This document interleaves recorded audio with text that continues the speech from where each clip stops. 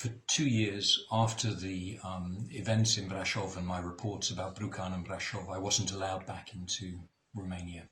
And when I crossed back into the country during the revolution, or it was actually December the 27th, so 2 days after the Ceausescus had been executed, I arrived with a BBC crew at the border, trying to cross by car, driving from Budapest towards Timișoara.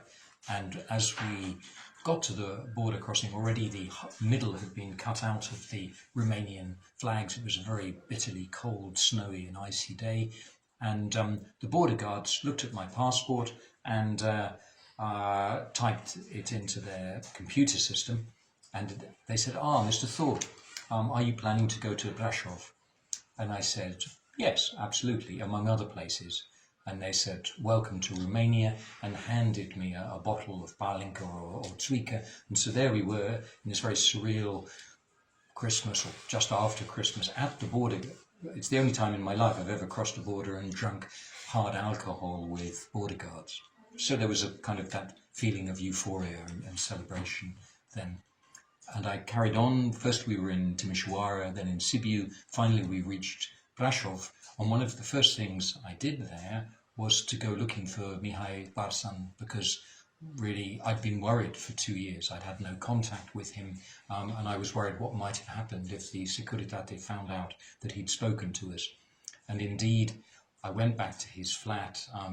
There were people eventually told me a different address where he was now living, but it turned out, of course, that the Securitate had followed us on that November 87 evening. They had a transcript. They'd been listening from nearby. They knew every word that he had told us of our conversation.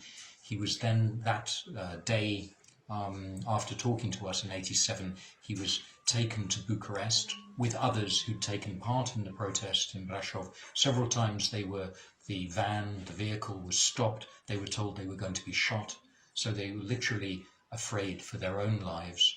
He was eventually sent, obviously he wasn't shot, but he thought he was going to be. He was terrified to death. He was sent somewhere to eastern Romania, to Moldova, and given hard work, hard labour. After 12 months or 18 months, he was finally allowed back to Brașov. So we had an emotional reunion there, and we stayed in contact with each other, and he said to me that he never regretted risking his life to talk to us on that occasion, and never regretted the pain that he suffered, the fear that he suffered as a result of talking to us. In fact, he told a story that back in November 87, one of the questions I asked him was, why are you risking your life to talk to us at 2 o'clock in the morning or whenever?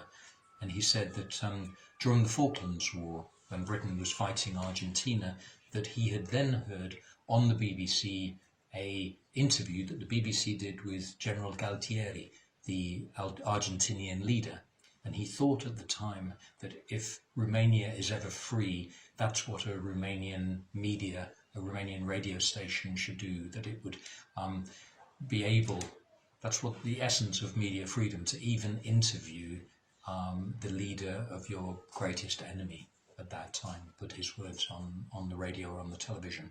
So that was his bravery in talking to me then, and for many years afterwards. Sadly, he's not alive anymore, but I stayed in contact with Mihai Bârsan and his family in Brașov.